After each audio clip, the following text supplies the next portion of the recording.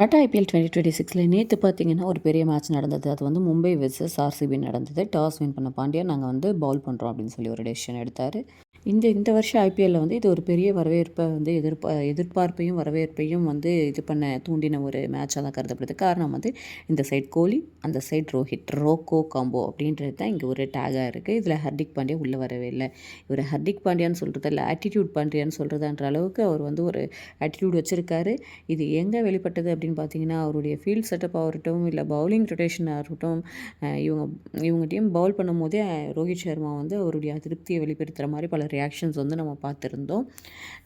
இது வந்து கேப்டன்சி தன்னை விட்டு போனதுனால இல்லை, ஓரளவுக்கு ஒரு ப்ராட் மைண்டடோடு தான் ரோஹித் சர்மா அதை வந்து அணுகிட்டு இருக்கார் மும்பை இந்தியன்ஸ் டீம் கிட்ட.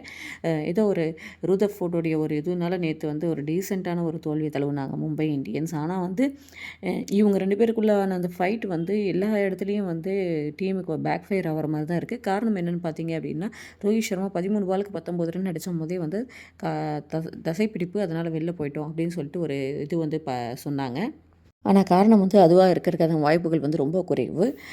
அவர் என்றைக்குமே வந்து அப்படி வாக் அவுட் பண்ணதுக்கு இல்லை, நின்ன இடத்துல இருந்தே அடிக்க பார்த்துருக்கார், ரன் ஓடலனாலும். ஆனால் வந்து இது ஹர்திக் பாண்டியாவுக்கும் அவருக்குமான ஒரு ஈகோ கிளாஷாக இருக்கலாம். காரணம் என்னவாக இருக்கலாம் அப்படின்னா, ட்ரெஸ்ஸிங் ரூமில் வந்து உங்களால் வந்து இத்தனை பாலுக்கு மேலே இவ்வளோ ரன் அடிக்க முடியல அப்படின்னு தெரிஞ்சால் நீங்களா வாக் அவுட் ஆகிடுங்க அப்படின்னு ஏதாவது பேசியிருக்கலாம். ஏன்னா வந்து நம்ம சென்னை டீமே வந்து ஆயுஷ் மாத்ரே வந்து ரிட்டையர்ட் அவுட் ஆகி வர வச்சு டூபே உள்ளே வச்சு விளையாடினாங்க. இது வந்து ஐபிஎல்லில் சாதாரண விஷயம் தான். ஆனால் இது வந்து ஈகோ கிளாஷாக மாதிரி தன்னுடைய டீமுக்கே வந்து பேக் ஃபயர் ஆகுது அப்படின்னும் போது மேனேஜ்மெண்ட் இதில் தலையிட்டு 2 பேரில் யாராவது ஒருத்தரை வந்து டீம்லேருந்து ட்ரேட் பண்ணுறது தான் கண்டிப்பாக வந்து ஒரு நல்ல விஷயமா இருக்கும் அப்படின்றது தான் வந்து இது பண்ணுது.